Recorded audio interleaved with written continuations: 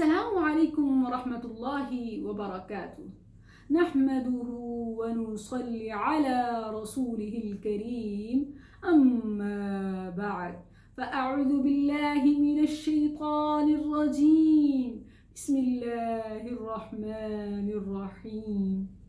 Dear viewers, औलाद का वालिदैन पर जो सबसे बड़ा हक है वो है उनकी अच्छी तरबियत।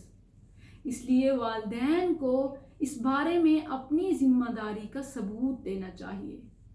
वालिदैन की ज़िम्मेदारी सिर्फ यही नहीं कि वो उनको अच्छा खाने को दें या अच्छा पीने को दें या फिर महंगे से महंगे स्कूलों की फ़ीस अफोर्ड करें। स्कूल तरबियत नहीं कर रहे बल्कि किसी हद तक हमारे बच्चों को स्पॉइल कर रहे हैं। अच्छा इंसान बनाना और अच्छा सच्चा मुसलमान बनाना ये वालिदैन की सबसे बड़ी जिम्मेदारी है और इसके लिए हम बहुत स्ट्रगल भी करते हैं। बच्चों को नमाज पढ़ाना ये एक बहुत बड़ी स्ट्रगल है। इसी तरह उनको खिलाना ये बहुत बड़ी स्ट्रगल है। इसी तरह बहन भाइयों में आपस में इत्तफाक हो, वो आपस में ना लड़ें, इससे बचाना ये खुद एक बहुत बड़ी स्ट्रगल है। एक बहुत बड़ी स्ट्रगल ये है कि वालिदैन की स्कूल ऑफ थॉट कुछ और होती हैं और बच्चा किसी और स्कूल ऑफ थॉट को फॉलो कर रहा होता है। यानी वालिदैन या वालिदा बहुत दीनदार है, बच्चा बहुत दुनियादार। किस तरह उसको दीन की तरफ लाना है, उसके अंदर दीन की, अल्लाह की, रसूल की, नमाज की मोहब्बत पैदा करनी है, ये खुद एक बहुत बड़ी स्ट्रगल है। कुरान मजीद ने इसके बारे में क्या हुक्म दिया है और क्या तरीका सिखाया है, आइए देखते हैं। सूरत तहरीम में अल्लाह सुब्हानहू व तआला ने इरशाद फरमाया, या अय्युहल्लज़ीना आमनू क़ू अनफुसकुम व अहलीकुम नारा। ईमान वालो, मुसलमानों, दावा करते हो ना इस्लाम का, मुसलमान का, आओ अपनी अपनी जिम्मेदारियां ओन करो। हमारा एक बहुत बड़ा अलमिया है कि हम अपने आप को बरी कर देते हैं दूसरों पर ब्लेम करके। आइए देखिए कुरान हमें क्या हुक्म देता है। तरबियत औलाद के हवाले से हमारी क्या रिस्पॉन्सिबिलिटीज हैं। या अय्युहल्लज़ीना आमनू क़ू अनफुसकुम व अहलीकुम नारा। छोड़ो सारी इधर उधर की बात छोड़ो। अल्लाह फरमाता है क़ू अनफुसकुम, सबसे पहले अपनी बात करो।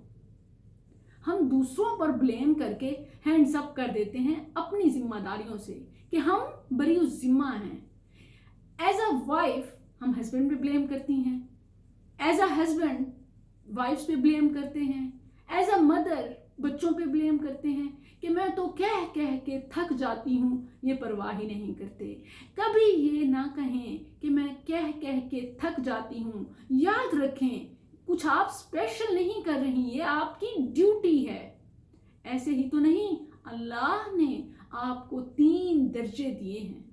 वालिद पर, फादर पर आपको 3 दर्जा ग्रेट बनाया है। वो किस लिए? क्योंकि आपकी रिस्पॉन्सिबिलिटीज, आपकी ड्यूटीज ज्यादा हैं। आपने आज अपने आप से वादा करना है, ऐद करना है कि मेरी जिम्मेदारी क्या है, मैंने क्या करना है। दूसरों को छोड़ें और अजर की उम्मीद रब से रखें। याद रखें मेहनत से थके नहीं। अपने गोल टारगेट फिक्स कर लें कि मैंने अपनी औलाद की तरबियत के हवाले से ये करना है।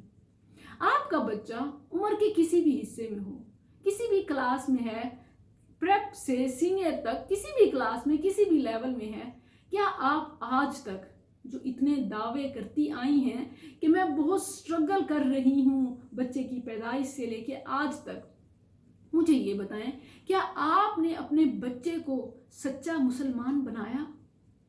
क्या आपने अपने बच्चे को पक्का नमाजी बनाया? क्या आप कौन सी क्वालिटी है जो आप अपने बच्चे में बिल्ड कर चुकी हैं या कर रही हैं? याद रखें आपके जिम्मे कुछ काम हैं, आप वो कर लें। इन्नल्लाह ला युज़ीअु أجر المحسنين إن الله لا يضيع أجر من أحسن عملا. آپ اپنے حصے کی نیکی کرتے جائیں اور اللہ آپ کو اس کا صلہ ضرور دے گا. اللہ کسی محنت کرنے والے کی محنت کو ضائع نہیں کرتا. یہ اس کا اصول ہی نہیں، یہ اس کے ہاں رول ہی نہیں کہ آپ محنت کر رہی ہوں اور آپ کو اس کو صلہ نہ ملے.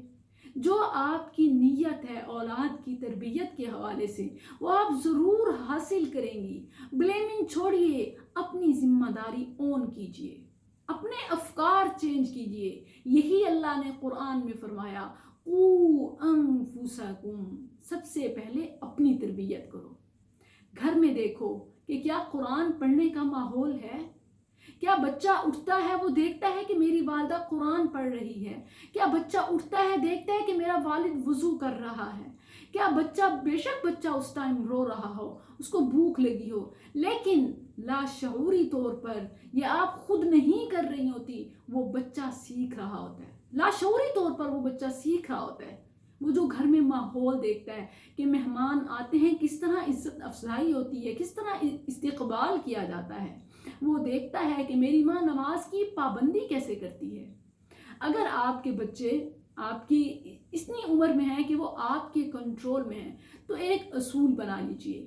آپ نماز پڑھتی ہوں گی ضرور، لیکن وہ نماز اہتمام کرائیں کہ بچوں کی جماعت کروائیں. کبھی بچوں کو آگے کریں، کبھی خود نماز کا گھر میں جماعت کا ماحول پیدا کریں.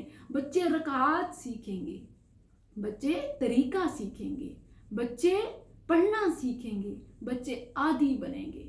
آپ نے ان کو ٹریننگ ہی کتنی دی ہے جب ہم یہ شور مچاتی ہیں کہ بچہ نماز نہیں پڑھتا. بچے کے اندر رب کی توحید، کچھ چیزیں فکس کر لیں کہ میں نے رب کی پہچان اپنے بچے کو سکھانی ہے. بچے سے سوالات کریں کہ بچے کو رب کے بارے میں کیا تعارف ہے، بچہ رب کو کتنا پہچانتا ہے. کہیں ایسا تو نہیں کہ زندگی کے کسی حصے میں اس کا ایمان ڈگمگا جائے، اس کے ایمان میں شرک شامل ہو جائے. اپنے بچے کو شرک سے بچائیں. ان اللہ لا یغفر ان یشرک بہ. اپنے بچے کی آخرت کو سیو کرنا ہے، یہ آپ کا ٹارگٹ ہونا چاہیے. رزق تو رب نے اس کو دے دینا ہے، وہ کسی بھی فیلڈ میں جائے گا، وہ تو رب کے ذمے ہے. وَمَا مِن دَابَّةٍ فِي الْأَرْضِ إِلَّا عَلَى اللَّهِ رِزْقُهَا. اس کا رزق تو رب کے ذمے ہے. آپ نے اس کی آخرت کو سیو کرنا ہے.